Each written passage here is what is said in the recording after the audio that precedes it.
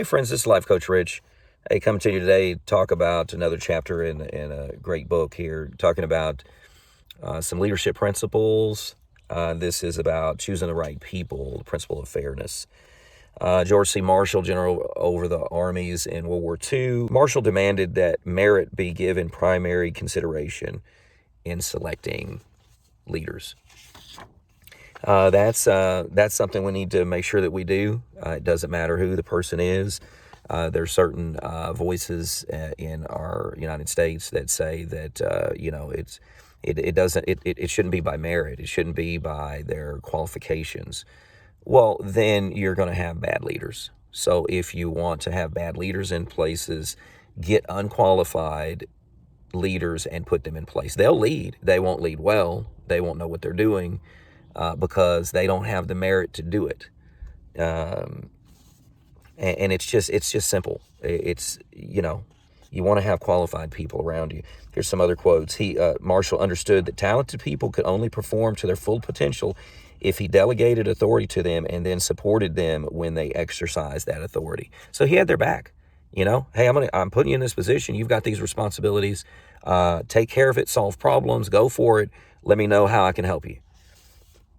He said that he must have assistants who will solve their problems and tell me later that they have done. Another quote from Marshall: I am awfully tired of seeing mediocrity placed in high positions, with brilliance and talent damned by lack of rank to obscurity. I'm awfully tired of seeing mediocrity placed in high positions. Yeah.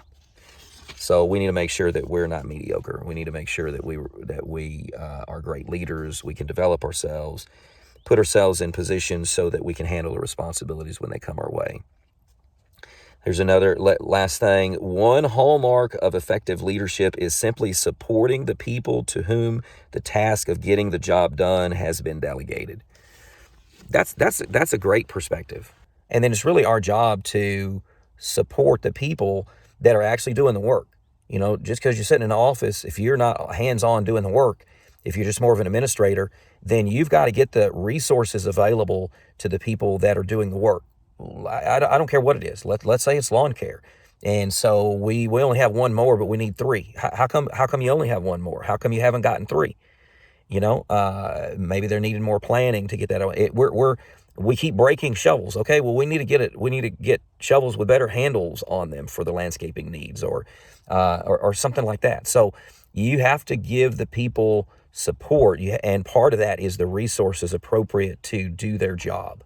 If they don't have the resources and materials available to do their job, then you're failing as your part of leadership. And so that's just part of it. I really like that quote, really like those thoughts there. And then whenever you're looking around as far as fairness, this principle of fairness and selecting the right people, when you have the ability to promote somebody, then don't do it just because your buddy is in line. No, if there's another leader that's more talented than that person, you have to have the moral courage. You have to stand up and go, okay, just because we're drinking buddies, Bubba is just not going to quite cut it. Jimmy over there is better qualified. He actually needs to be in the leadership role. He would be a better leader than Bubba. You can still drink with Bubba. Bubba doesn't care. Okay, Bubba's just concerned about you drinking. He's not necessarily been improving himself, has he? Has Bubba been improving himself by reading books and making himself a better leader? Or has Bubba been improving himself and his beer gut by drinking more beer?